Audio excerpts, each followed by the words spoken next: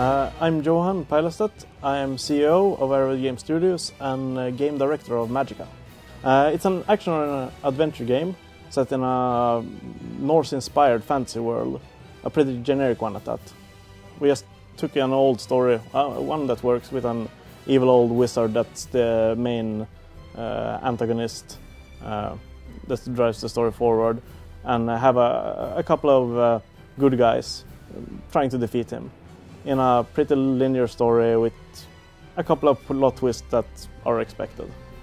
Getting used to it, the fantasy world won't take long, and we also added some twists. There's a lot of satire in the game and a lot of dark humor, which we hopefully will find the players enjoying. My brother once described the game as it's like Diablo meets Guitar Hero. The most important key feature is the dynamic spellcasting system, where you can combine your spells freely.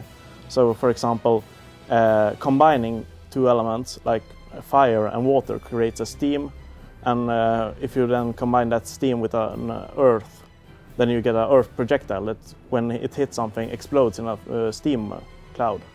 Cooperative gameplay is one of the real things we want to focus on. We don't have any classes in the game, but people assume them anyways.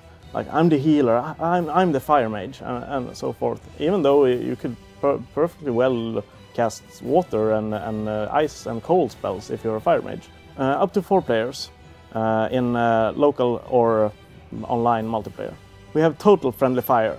There's no difference between an enemy and your fellow mate. A goblin taking a rock to the head dies as easily as a wizard taking a rock to the head. There are some classic RPG elements in the game, mostly the item system, although it's more of a power-up system where you collect, you can pick up a sword, like a fire sword. You have it until you die, and then it's gone. The only thing that persists between continues and sessions are magics, which are more powerful spells that you can collect. There's a spell a magic called Thunderbolt, which creates a really huge lightning that strikes from the sky at one single target. And in addition to that, there's yet another magic that's called Thunderstorm, which creates a rain cloud that creates several of these thunderbolts.